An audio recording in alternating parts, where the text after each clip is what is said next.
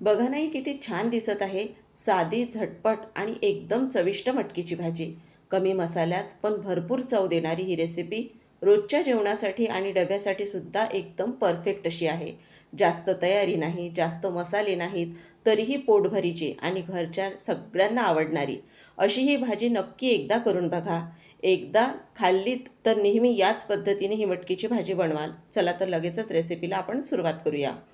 आणि तुम्हाला रेसिपी थोडी जरी आवडली तर एक लाईक करून चॅनललाही सबस्क्राईब करायला विसरू नका. आता सर्वात आधी इथे आपण एक मध्यम आकाराचा कांदा चिरून घेणार आहोत. तर इथे हा कांदा आपण जाडसर चिरला तरीही चालेल. तर आता मी हलकासा थोडा बारीक चिरत आहे, कारण कांदा लगेचच भाजला जातो.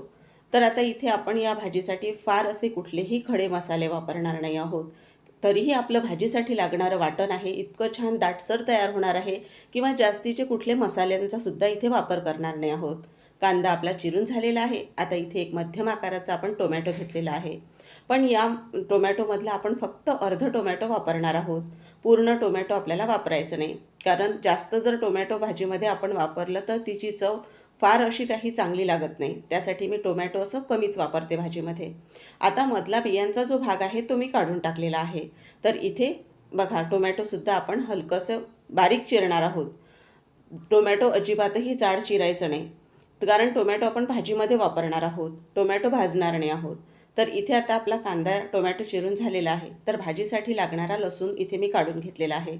तर इथे 8 ते 10 लसूण पाकळ्या आपण घेतलेल्या आहे आणि अर्धा इंच आलं असे 2-3 त्याचे लहान तुकडे करून घेतलेले आहेत. आणि इथे सुकं खोबरं बघू शकता तुम्ही. अशी एक लहान सुक्या खोबऱ्याची वाटी मी छान असे त्याचे स्लाईस करून घेतलेले आहेत. सुकं खोबरंसुद्धा जास्त असं वापरायचं नाही, त्यानेही हलकीशी गुडचट चव मग भाजीला लागते. आता कांदा सर्वात आधी इथे आपण तव्यावर भाजून घेणार आहोत. त्यावर अर्धा चमचा इथे मी तेल घातलेलं आहे आणि कांदा इथे छान हलकासा त्याला लालसर रंग येईपर्यंत भाजायचा आहे. यामुळे भाजीचा खमंगपणा तर वाढतोच, भाजीला रंगही छान येतो. आता इथे कांदा बघा आपण तेल टाकून छान भाजून घेणार आहोत. तर आता कांदा इथे बघा त्याचा रंग बदललेला आहे. आता तव्यावरच आपण हा कांदा बाजूला थोडा सरकवून घेणार आहोत आणि इथेच आपण सुकं खोबरं भाजून घेणार आहोत. आता जसं की सुकं खोबरं तुम्ही इथे बघू शकता, आपण फार जास्त वापरलेलं नाही. सुकं खोबरं घातल्यामुळे चव तर छान लागतेच भाजीची, पण भाजीला दाटसरपणाही चांगला येतो. आता सुकं खोबरं भाजत असताना सोबत इथे लसूण पाकळ्या आणि आलंसुद्धा भाजणार आहोत. तर इथे दोन्हीही आपण घालून घेतलेले आहेत आणि इथे लसूण फार जास्त आपल्याला भाजायचा नाही, पण सुकं खोबरं छान भाजायचं आहे. तर आता सर्व साहित्य परत आपण एकत्र करून घेणार आहोत आणि आता फक्त आपण यामध्ये थोडी कोथिंबीर घालणार आहोत. कोथिंबीर तुम्ही नाही भाजली तरीही चालेल, पण जर कोथिंबीर एकदा भाजून बघा, भाजीची चव नक्कीच त्यामध्ये तुम्हाला बदल जाणवेल. तर आता बघा आपण थोडी कोथिंबीर घेतलेली आहे आणि हलकीशी फक्त ती आपण तव्यावर भाजून घेणार आहोत.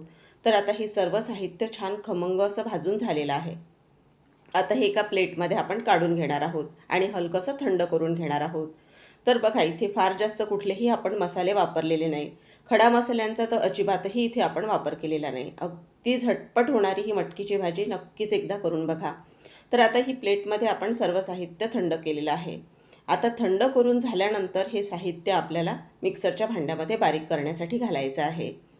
बऱ्याचदा काय होतं, कमी मसाल्यामध्येही खूप छान तुमच्या भाज्या तयार होतात आणि घाईच्या वेळी अशा भाज्या खूप उपयोगी पडतात.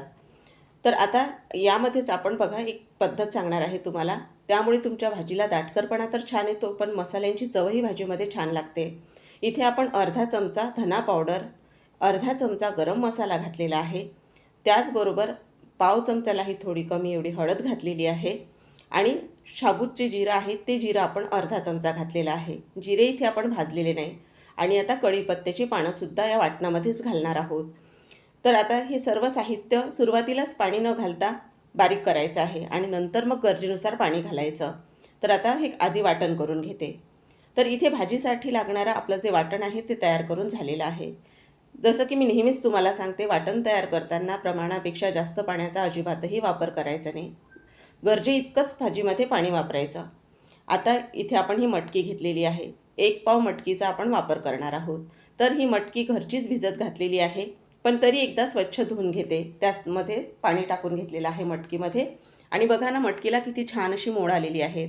तर आता पाणी घालून घेतलेलं आहे आणि मटकी आता बाजूला आपण ठेवणार आहोत. तर आता भाजीला फोडणी घालूयात. तर आता सर्वात आधी आपल्याला कढईमध्ये भाजीसाठी तेल गरम करायला टाकायचं आहे. तर इथे तेल घालून घेते. तुम्हाला जर हे तेल जास्त वाटत असेल तर तुम्ही तेलाचं प्रमाण कमीही करू शकता. आता यामध्ये आपल्याला पाव चमचा मोहरी घालायची आहे. मोहरी चांगली फुटू द्यायची आहे. जिरे आपण वाटणामध्येच घातलेले आहेत.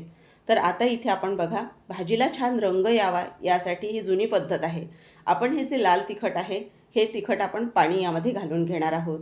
आणि हे तिखट बघा असं ओलं करून घ्यायचं आहे. हलकंसं थोडं पाणी आहे यामध्ये. आता हे तिखट आपण भाजीमध्ये घालणार आहोत. जुन्या काळी बघा घरचंच तिखट तयार केलेलं असायचं, त्याला जास्त रंग नसायचा. मग आई आजी अशी ही पद्धत वापरायच्या. तर आता ही बघा तिखट आपण भाजीमध्ये घातलेलं आहे आणि हे तिखट परतून घ्यायचं. आता आपल्याला तयार केलेला जो वाटणाचा गोळा आहे तो घालायचा आहे आणि हे वाटण छान परतून घ्यायचं आहे. तर आता पूर्ण वाटण आपण घातलेलं आहे आणि तिखट तुम्ही इथे बघू शकता. तिखटाला किती छान रंग आलेला आहे. तसाच वाटणाला आणि भाजीलाही छान रंग येतो. एकदा तुम्ही नक्की ही पद्धत ट्राय करून बघा. आता हे सर्व साहित्य परतून घ्यायचं आहे. आता आपल्याला यामध्ये घालायचा आहे कढीपत्ता. आपण वाटणामध्येही घातलेला आहे, पण थोडा आपण भाजीमध्ये घालणार आहोत. आणि हे टोमॅटो आपल्याला वाटण हलकंसं परतत आल्यानंतर घालायचं आहे. हे टोमॅटो आपल्याला फार जास्त शिजवायचं नाही. आता यावर झाकण ठेवायचं आहे आणि 3 ते 4 मिनिटासाठी वाफ काढून घ्यायची आहे. गॅसची स्पीड कमी करायची आहे, जेणेकरून वाटण तळाला लागायला नको.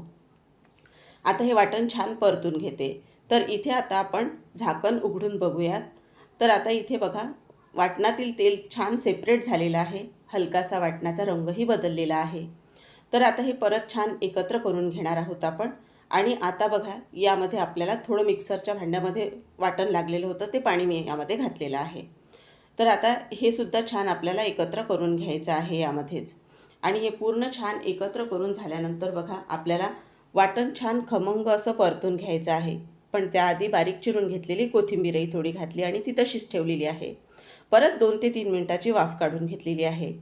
तर आता इथे बघा, वाटणातील पहिल्यापेक्षा अधिकही तेल सेपरेट झालेलं आहे. तर इथे तुम्हाला कमी तेलाचा भाज्यांमध्ये वापर करायचा असेल तर तुम्ही वाटण छान खमंग परतून घ्यायचं, म्हणजे वाटणातील तेल बऱ्यापैकी सेपरेट होतं आणि कमी तेलामध्येही छान रुचकर भाज्या तयार होतात. तर आता इथे आपण मटकी यामध्ये घालून घेणार आहोत. आता ही मटकी बघा, अजिबातही आपण वाफवून घेतलेली नाही. अजिबात आपण मिठाच्या किंवा हळदीच्या पाण्यामध्ये वाफवलेली नाही. तरीसुद्धा मटकी डायरेक्ट जरी तुम्ही अशी वाटणामध्ये शिजवलीत तरीही मटकी छान चविष्ट अशी तयार होते आणि तुमचा वेळही वाचतो. आता यामध्ये चवीनुसार आपण मीठ घातलेलं आहे. आता फक्त मिनिटभरासाठी वाटणामध्ये मटकी आपण हलकीशी परतून घेणार आहोत. त्यामुळे पूर्ण मसाल्यांचा फ्लेवर मटकीमध्ये उतरतो. आणि आता बघा, हे सर्व छान परतून घेतलेलं आहे. आता यामध्ये आपण गरम पाणी घालून घेणार आहोत. गरम पाणी मी आधीच करून घेतलेलं आहे.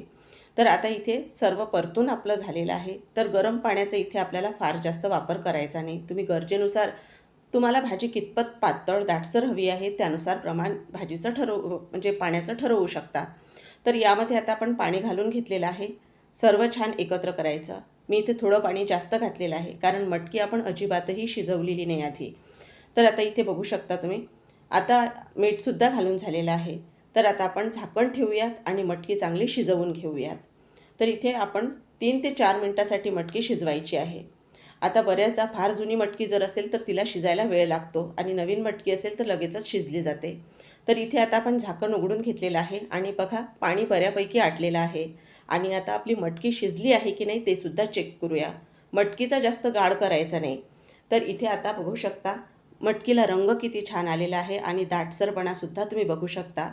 तर नक्कीच एकदा बघा, डब्यासाठी असोत का घरी जेवणासाठी झटपट अशी ही मटकीची तयार होणारी भाजी नक्कीच एकदा करून बघा. आणि आजची ही रेसिपी तुम्हाला कशी वाटली ते सुद्धा कमेंटमध्ये सांगायला विसरू नका. रेसिपी तुम्हाला थोडी जरी आवडली असेल तर एक लाईक करून चॅनललाही सबस्क्राईब करायला विसरू नका. पुन्हा लवकर भेटूया. तोपर्यंत धन्यवाद.